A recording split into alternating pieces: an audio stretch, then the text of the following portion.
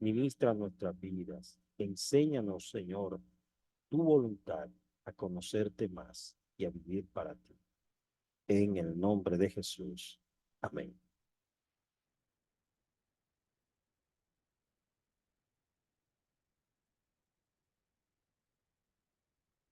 Bien, entonces, Génesis 35 lo pueden ir buscando. Si el hermano Juan Carlos me habilita aquí para compartir la lectura, la pantalla.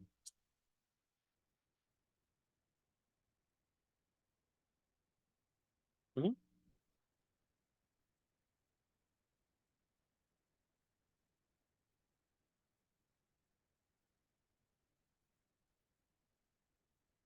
Ok, vamos entonces.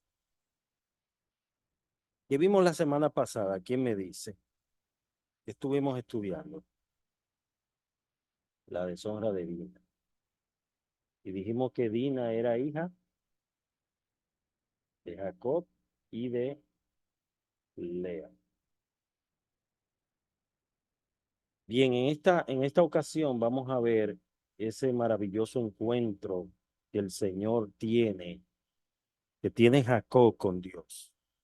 Recuerde que Dios se le había aparecido a Jacob en un momento de mucha angustia, cuando él estaba muy angustiado, el Señor se le había aparecido. Y, y aquí se le aparece nueva vez se le aparece Dios a Jacob. Vamos a ver entonces, vamos a leer de, como siempre lo solemos hacer, de 5 en 5, y así entonces damos oportunidad también a los hermanos del Zoom también para que puedan participar.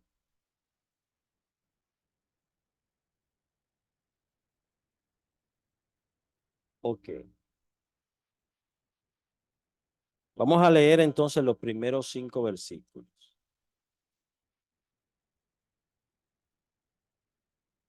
Ponlo en pantalla, el Zoom. Se frisa.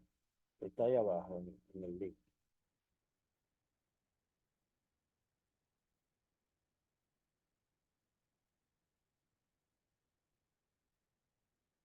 Ok, ¿quién lo lee? Los primeros.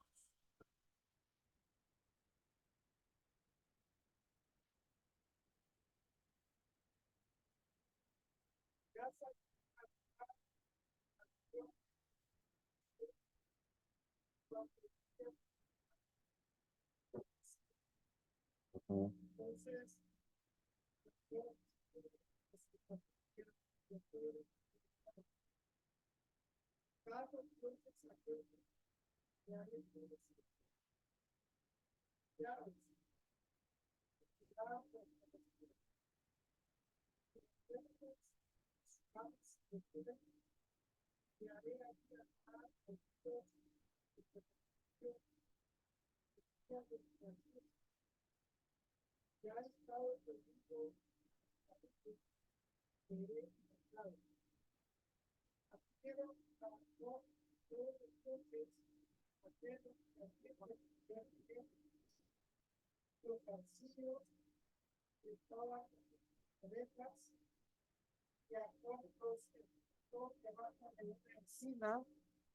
Que estaba junto a Siquén, y salieron, y el terror de Dios estuvo sobre las ciudades que había en sus alrededores, y no persiguieron a los hijos de Jacob. Muy bien. Quiero hacerle una pregunta, hermano Ernesto. Jacob dice que Dios se le había aparecido en Betel, ¿verdad? Entonces, en el día de su angustia. ¿De qué angustia se está refiriendo Jacob? Bueno, yo creo que era cuando iba huyendo de su hermano, y que fue en el momento donde estaba peleando con el ángel, ¿verdad? Pienso. Y que Dios le dijo, no, no, no te dejaré, si no me bendices, no, no te dejaré. Pienso que de ese momento. Entonces tú dices que fue en el momento en Cuando que, él iba huyendo. ajá, De- ustedes recuerdan que habíamos estudiado esa parte de que cuando Jacob supo de que su hermano venía con 400, él sintió temor, se angustió bastante, o sea, sintió la muerte cerca. Y en medio de esa angustia, él clamó a Dios y le dijo al Señor, Señor, líbrame, líbrame. Y hay un detalle interesante que aquí vemos entonces a un Jacob diferente, porque Jacob, ¿qué dice en el versículo 2? A su familia le dice, ¿qué le dice? El versículo. a su familia y a todos los que en él estaban. Quitad los dioses ajenos Ujú. que hay entre vosotros y limpiaos y mudad vuestros vestidos. Eso se lo dijo.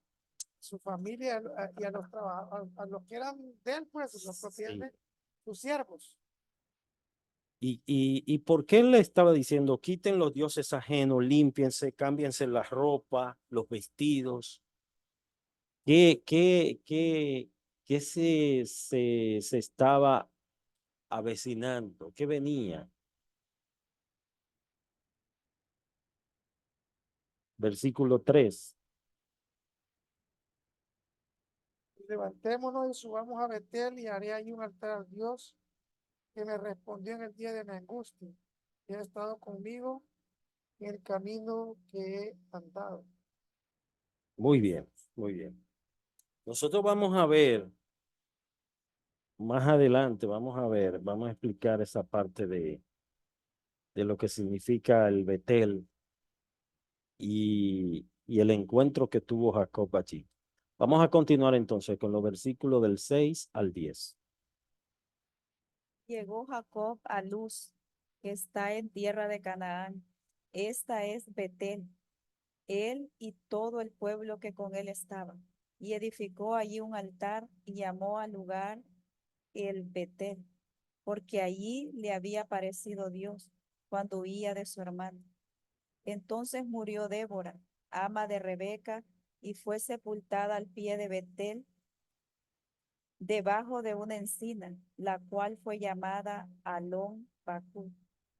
Apareció otra vez Dios a Jacob cuando había vuelto de Padán a Arán y le dijo, y le bendijo, y le dijo Dios, tu nombre es Jacob, no se llamará más tu nombre Jacob, sino Israel será tu nombre, y llamó su nombre Israel. Amén.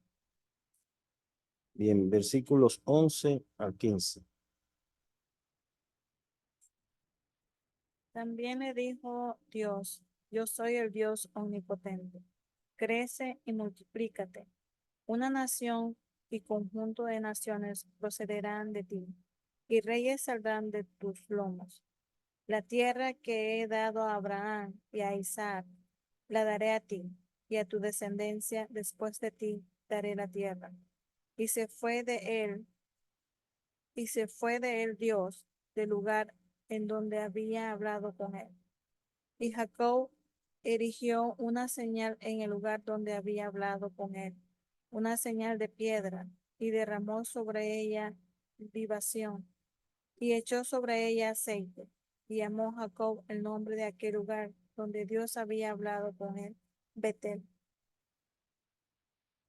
Muy bien, muy bien. Entonces, vamos a analizar estos 15 versículos que tenemos en la primera parte y luego estaremos leyendo los demás. Lo primero que vemos aquí, lástima que no puedo compartir la pantalla porque les preparé algo aquí. Eh, pero bueno, lo primero que vemos aquí es las instrucciones de Dios a Jacob en los versículos 1. El Señor le dice, levántate y sube a Betel y quédate allí. O sea, Dios le da instrucciones claras.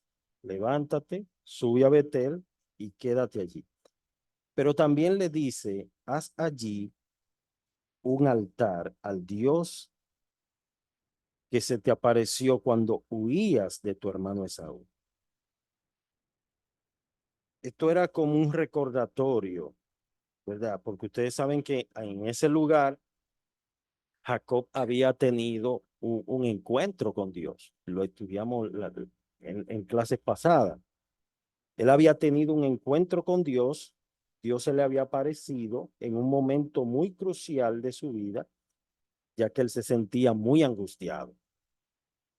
Pero bueno, entonces, en ese momento en que él huía, Dios se le aparece y aquí le da la orden nuevamente y le dice, haz un altar al Dios que se te apareció.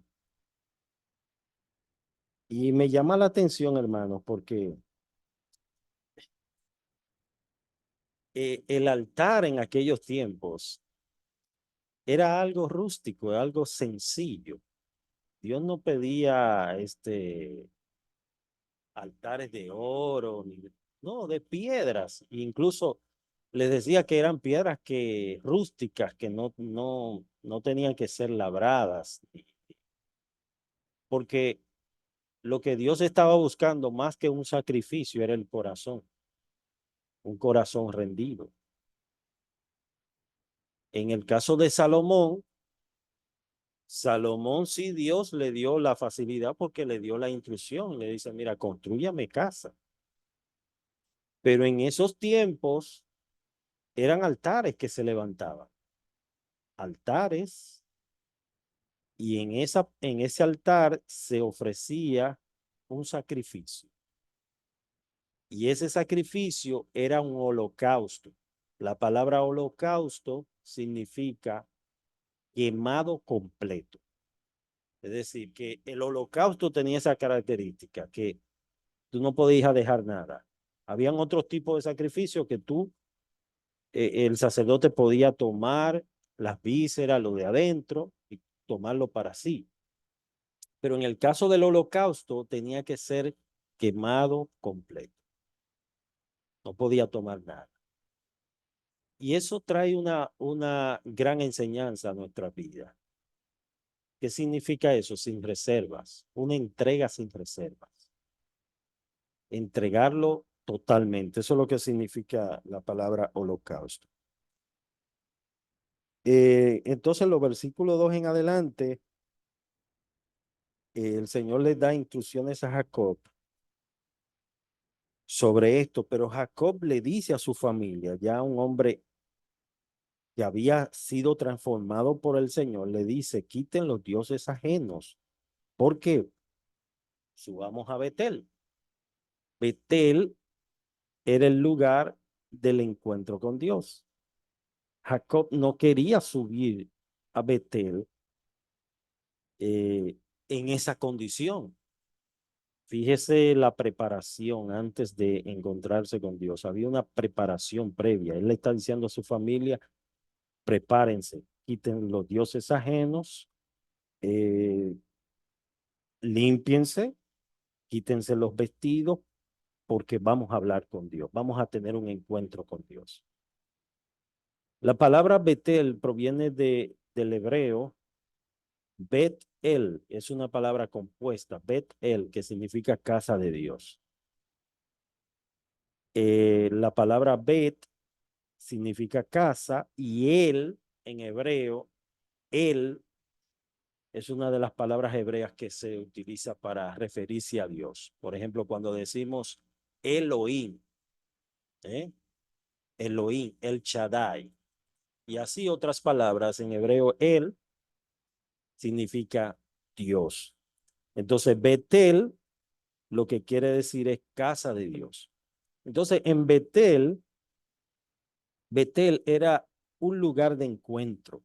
Betel era un lugar recurrente donde Dios se encontraba donde Jacob tuvo un encuentro con Dios. Y allí, en Betel, él construye un altar.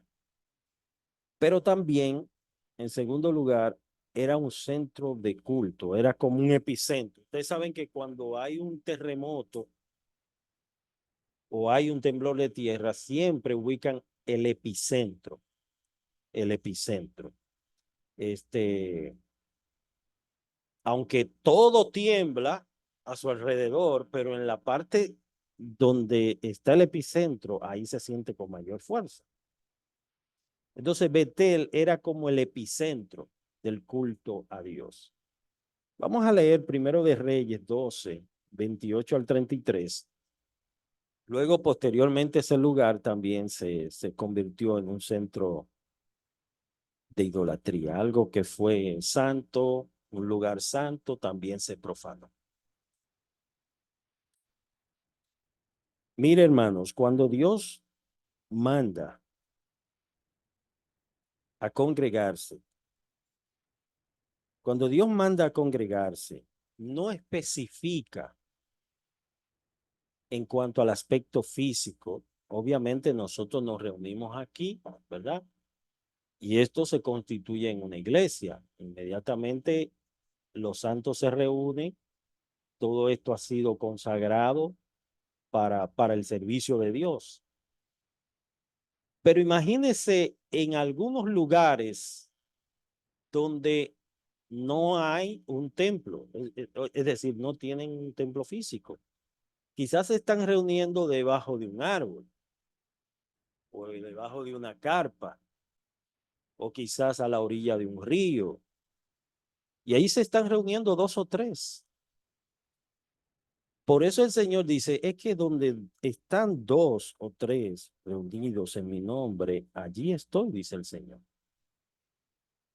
Allí estoy, dice el Señor. Entonces, el aspecto físico, el lugar en este tiempo no importa. Puede ser en una plaza, puede ser en un local, por ejemplo, en este lugar, yo sé que antes de estar la iglesia, esto era como un almacén, ¿verdad? Un almacén. Pero entonces ya se acondicionó para iglesia. Hay iglesias, pastores, que han rentado lugares que antes eran discotecas o antes tenían otros fines. Entonces se ha consagrado y se ha apartado eso para el Señor. Ahora, ¿qué significa eso? Que todos los utensilios que están aquí, todos los utensilios, entiéndase por eso los micrófonos, las sillas, todo lo que se utiliza aquí para el servicio de Dios. Si viene alguien, por ejemplo, y me dice, mira, préstame la silla que tengo una fiesta o préstame los micrófonos que tengo una fiesta y uno entiende que es una fiesta impía, ¿verdad? Mundana, donde se va a bailar, a beber, a fiestar. En ese sentido, eso ha sido separado para Dios. O sea, uno tiene que ser celoso con las cosas de Dios. Yo recuerdo que en una ocasión alguien fue así y me dijo, mira, eh, a ver si tú me puedes prestar las sillas. Pero era una fiesta que él tenía de beventina y todo eso. Entonces, imagínense, tú tomas las cosas sagradas, consagradas de Dios, para hacerla partícipe de cosas mundanas. O sea, uno no debe hacer siempre esa diferencia. Entonces, Betel era un lugar que había sido separado y que allí Dios había hecho pacto con Jacob. Sí, Que me quedo analizando lo que tú dices de reservar las cosas de Dios como sagradas y no prestar las cosas mundanas. Si cuidamos tanto lo material de Dios que usamos para su servicio, ¿cuánto más debemos cuidarnos nosotros mismos? correcto. Y yo recuerdo ahí en Santo Domingo que tú y yo conocemos un pianista que tocaba el domingo en la iglesia Sí, el domingo tocaba en la y iglesia. se iba para Piano Bar Ajá. y tocaba en un hotel O sea, en la noche. O mi- sea, nosotros estamos preservados para el servicio del Señor.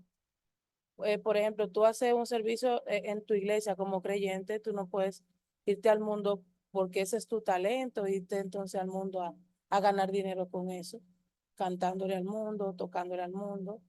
correcto. Eh, o sea, cuidamos lo material y me quedo pensando, y nosotros mismos también no podemos ser de doble ánimo o esa llave que tira agua salada y agua dulce. Sí, y nosotros entendemos de que como el templo, ¿verdad? No, el templo somos nosotros. A veces decimos, la iglesia somos nosotros. Sí, pero el lugar donde nosotros nos congregamos y los utensilios que tenemos, que lo tenemos al servicio de la obra del Señor, también están separados para el uso exclusivo de Dios. Yo no puedo tomar las cosas de Dios para usos personales. No puedo, y quizás lleguen muchos ejemplos de cosas que quizás nosotros hacemos y tomamos cosas que han sido separadas para Dios para usos personales. Bien, vamos entonces a los siguientes versículos. ¿Nos quedamos en cuál? Ajá, Primero de Reyes 12, 28 al 33. Vamos a ver ahí cómo ese lugar Betel que había sido consagrado para Dios fue convertido en algo pagano.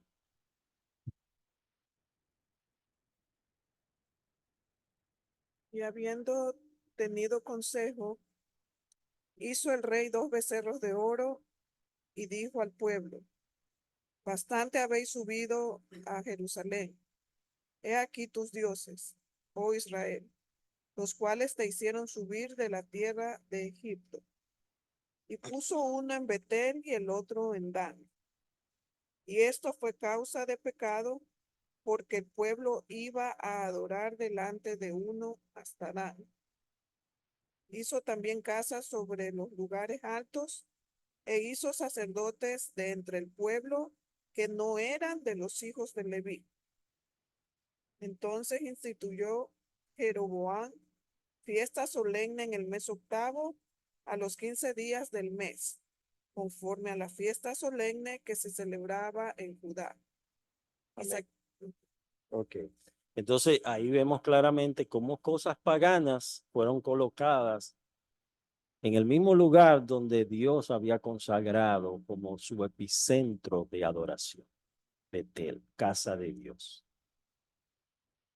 Y eso debe darnos una gran enseñanza a nosotros.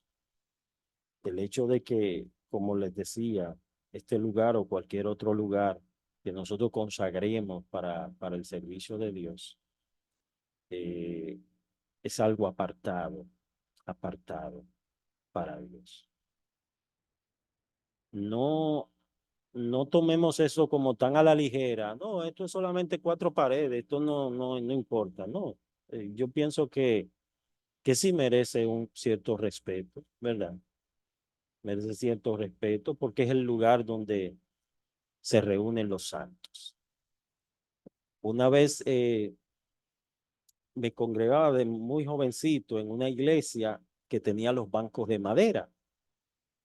Yo tenía como 15 años y a veces nos tocaba limpiar el templo. Y cuando nos tocaba limpiar esos bancos o debajo de los bancos, cuando mirábamos debajo de los bancos, era una paletera, hermano. Todos los chicles hacían así, ¡pap! Y lo pegaban. La gente comiendo chicle y pegaban los chicles debajo de los bancos. Y eso estaba lleno de chicles debajo de los bancos. O sea, ¿qué les quiero decir con eso, hermano? Que hay gente que piensa que por el hecho de que este es un lugar, ellos pueden venir aquí a subir los pies, a hacer lo que ellos quieran. No, este es un lugar que merece cierto respeto, ¿verdad? Por el hecho de que aquí es un lugar de reunión que ha sido separado y consagrado para Dios. Vamos entonces a continuar. Nos quedamos entonces en los versículos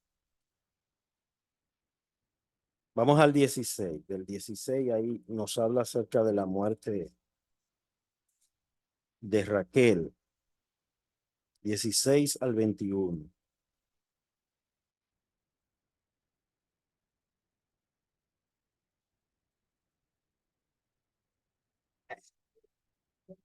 Sí. Sí. Biblia se lee en el nombre del Padre, del Hijo y del Espíritu Santo. Después partieron de Betel y había aún como media legua de tierra para llegar a Efrate, Efrata. Cuando dio a luz Raquel y hubo trabajo en su parto, y aconteció como había trabajo en su parto, que le dijo la partera: no temas, que también tendrás este hijo. Y aconteció que al salírsele el alma, pues murió. Llamó su nombre Benoni, No, Benon, no, sí, Benoni. Mas su padre lo llamó Benjamín. muy bien, muy bien. Eso pasó con Raquel. Ustedes saben que Raquel solamente tuvo ¿cuántos hijos? 2. El primero, ¿cómo se llamó? Y el último ya, Benjamín, en la postrimería de sus días, en su muerte. Y esa Raquel fue por la que Jacob había trabajado, ¿cuántos años? ¿Y cuántos años duró en la casa de Labán?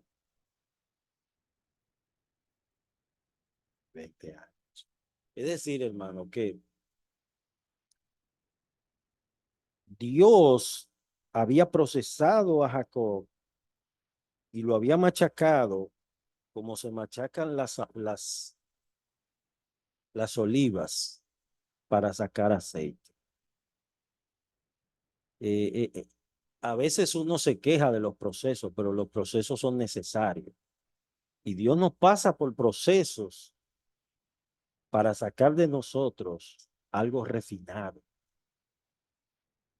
para hacernos más sensible a su voz. Ya Jacob estaba más sensible, ya reconocía quién era Dios, su santidad. Cuando él le dice a su familia: mira, quiten esos dioses ajenos, lo que le está diciendo: Dios es santo, no es delante de cualquier persona que vamos. No pueden venir con los ídolos, no pueden venir con esa condición de idolatría y de pecado y pensar de que Dios le va a aceptar, ¿verdad? Vamos entonces a leer los versículos 22 al, del 22 al 29.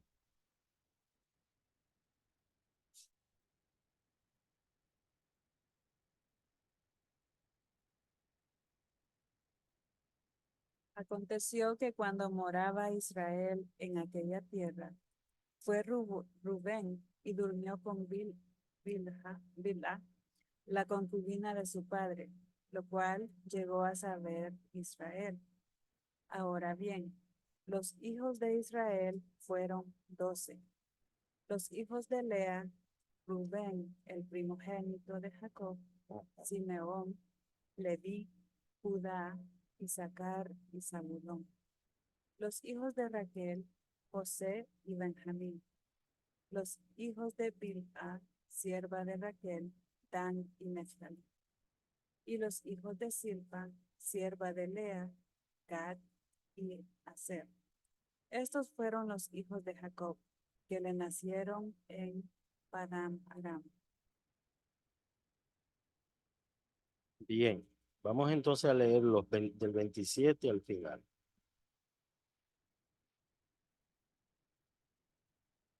Después vino Jacob a Isaac, su padre, a Manre, Mamre.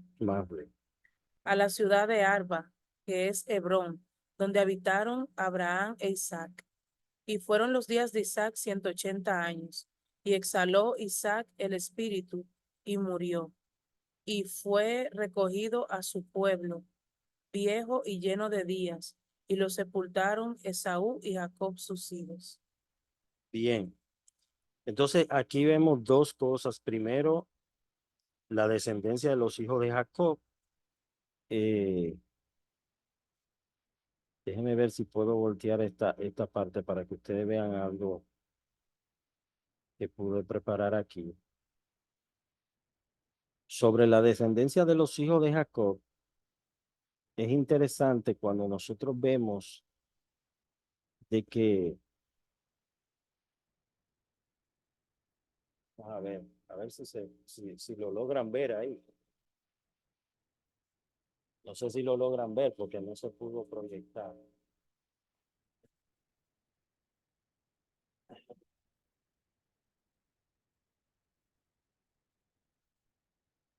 Ustedes ven aquí, por ejemplo, Lea. Sí, pastor, sí se alcanza a ver el cuadro, sí se ve. ¿Se alcanza a ver? Ok. Sí, señor, sí se ve.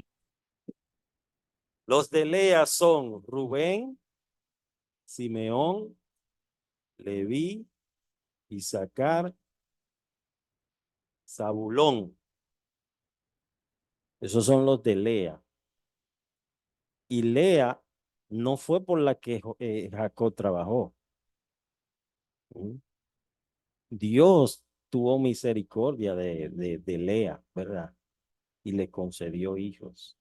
Sin embargo, Raquel fue estéril hasta el último momento. Entonces, los hijos de Raquel fueron José y Benjamín, y estas son las siervas.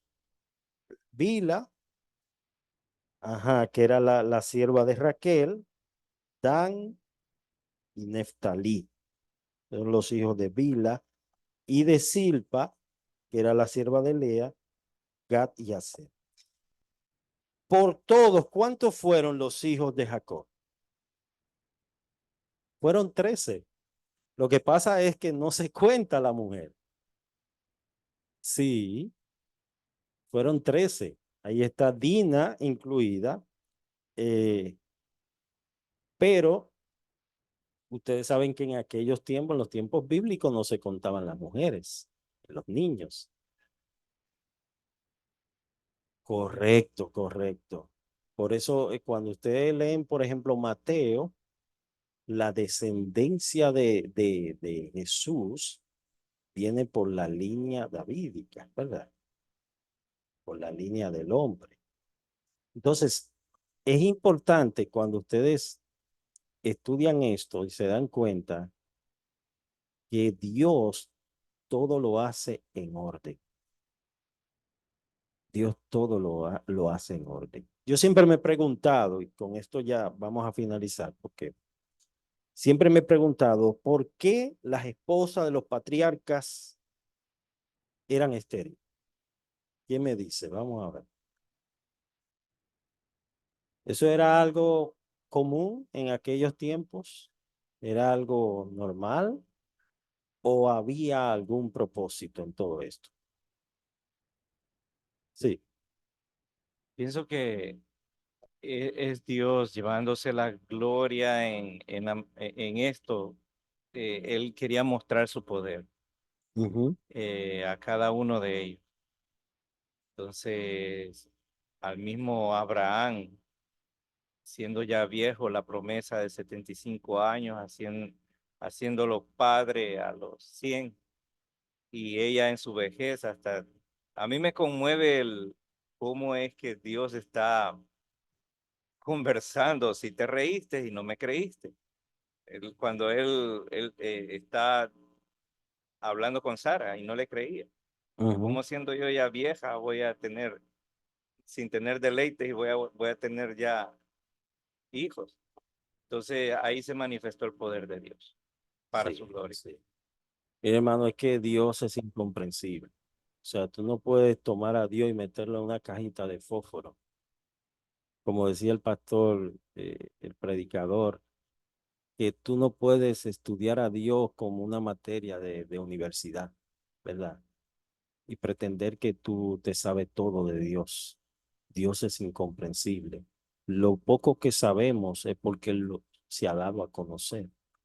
Él se ha revelado a nosotros. Pero a veces tú crees que Dios viene por la derecha y viene por la izquierda. Tú lo estás esperando por un lado y Dios viene por otro lado. O sea, es impredecible. Tú no puedes predecir Dios va a obrar de tal o cual manera. Nosotros sí sabemos que Dios obra o no obra por lo como Él se revela en su palabra. Pero un profeta como Elías, vamos a ver este ejemplo, un profeta como Elías que estaba acostumbrado a ver a Dios moverse en el fuego y decía, Señor, manda fuego. Incluso le llamaban el profeta del fuego a Elías. Y de repente ve otra faceta en la cueva de Quería estaba Elías. Dice, viene un viento suave, delicado. Y ahí estaba Dios. Ahí estaba Dios. Vino un terremoto y Dios no estaba. Vino el fuego y Dios no estaba. Pero vino un silbo apacible y delicado y allí estaba Dios. ¿Qué te quiere decir eso? Que el hombre no puede determinar en qué momento Dios obra o no obra. Porque entonces dejaría de ser Dios. Dejaría de ser Dios. Nosotros sí podemos decir con toda firmeza, bueno, yo pienso que Dios no hace eso, por como Él revela en su palabra lo que Él no hace. Mencióneme algo que Dios no puede hacer. Vamos a ver. Oiga, Él es el Todopoderoso, pero la Biblia sí dice de cosas que Dios no puede hacer. Vamos a ver, ¿qué me dice? Dios no puede mentir. O sea, eso está claro en las Escrituras. Dios no puede mentir porque no es parte de su naturaleza. Él es un Dios veraz. Sea Dios veraz y todo hombre mentiroso. Mentiroso. ¿Qué otra cosa Dios no puede? Dios no puede pecar. ¿Y qué otra cosa? Cambia. ¿Y qué otra cosa? Negarse a sí mismo. Dios no puede negarse a sí mismo. ¿Quién está levantando la mano? Dios te bendiga.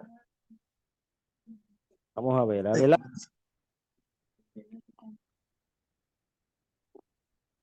Que Dios le bendiga mucho, mis hermanos, que la paz de Cristo esté con ustedes. Era a dar un pequeño testimonio de lo que usted estaba, de lo que se estaba hablando con lo que la voluntad del Señor en la vida de nosotros. Ajá. Lo voy a hacer breve. Sí, breve, que ya se nos fue. Sí. Bueno, yo me casé con mi esposo a los 22 años y cuando tenía 3 años con él, que no salgo embarazada, voy al médico, voy a una maternidad, bueno, la maternidad de los Minas aquí, y cuando voy me consulto con unos doctores especialistas en eso y me dicen que yo tenía la matriz de una niña de 3 años, con 23 años, y que probablemente yo no iba a poder tener hijos porque esa matriz son difícil, que eso era un tratamiento a ver si crecía y que eso era de 28,000 y pico de pesos. Incluso parece que pensó, digo yo, que el Señor me perdone, que yo no podía pagar ese dinero porque me dio una mirada y yo salí llorando. Yo estaba acompañada de mi padre y la esposa de él. Y nada, nos pusimos a orar un poco ahí, pero ya yo hubiese orado, yo soy, a mí me gustan mucho los animales, los niños y los ancianos, me gusta cuidarlo. Entonces, cuando yo me vi así, empecé a orar. Yo tenía una mesa que mi padre me la hizo para orar. Esa era mi mesa de oración, yo la puse en un lugar de mi habitación y ahí era que yo me arrodillaba y yo oraba y oraba. Y una tía mía me dijo a mí, Elina, a veces Dios no quiere, a veces uno quiere, pero la voluntad de Dios es inminente y a veces Dios no quiere porque tú no sabes si te puedes salir enfermo o algo así, tú que eres enfermosa, porque yo tengo una condición que ya casi todos lo saben aquí, que es broncoestasia y para, para la gloria y la honra del Señor, yo lloré mucho y yo le dije, Señor, yo te entrego esto a ti, porque tú eres el único que todo lo puede y yo te lo entregué. Si es de ti, Padre, y me conformé. Realmente se lo entregué a él, porque a veces uno no le entrega las cosas al Señor. Y ya yo tenía cuando yo vine a entregárselo, yo tenía como 3 meses de embarazo. La gloria sea para el Señor. Y tuve al morir, tengo otro testimonio de eso, pero ya tengo 2 hijos. Uno que el Señor fue un milagro y el otro que el Señor me lo regaló para su gloria y para su honra. Amén, amén. Gloria a Dios. Eso obra, así obra el Señor. Así obra Dios. Vamos a orar, hermanos, para terminar aquí, ya que tenemos una reunión con los diáconos. Vamos a orar por nuestro hermano José, que ha estado con mucha fiebre. Que el Señor ponga su mano sobre él. Y las hijas y este virus. Hoy estaba viendo en la noticia ya en Santo Domingo, parece que hay una nueva variante del virus del COVID que está atacando fuertemente el país. Ya están tomando medidas de mascarillas y todo eso. Hay una hermana que nos visitó, que ella trabaja en un hospital aquí en Queens, y ella me dijo que los hospitales se están preparando. No se sabe realmente para qué, pero como si ellos estuvieran preparándose como para algo que viene. Nosotros sigamos orando, hermano. Dios está en control. Amén. Padre Santo, Dios de amor y Dios de misericordia, estamos en tus manos, Señor. Este mundo no está en la mano del hombre, no le pertenece al hombre. Este mundo está en tus manos. Presentamos, Señor, tu iglesia. Mira, tú dices en tu palabra que tendremos aflicción. Es algo inevitable y vamos a tener situaciones por diferentes maneras, pero bueno es saber que tú nos has dado una promesa y tú eres fiel y no cambias. Le presentamos a nuestro hermano José, sus hijas que han estado con este virus. Pon tu mano de misericordia y de sanidad, Señor. Ten compasión. También oramos por la pequeña Abigail, la de Patty, para que tú pases tu mano también sobre ella y tú la preserves, Señor, por tu misericordia. Padre, mire esta iglesia, Señor. Estamos en tus manos. Tú eres un Dios fiel, que nunca falla. Y tú estás más interesado, Señor, que nosotros, que tu iglesia siga hacia adelante. Bendice este lugar en el nombre de Jesús. Amén. Dios bendiga a los hermanos que están por Zoom.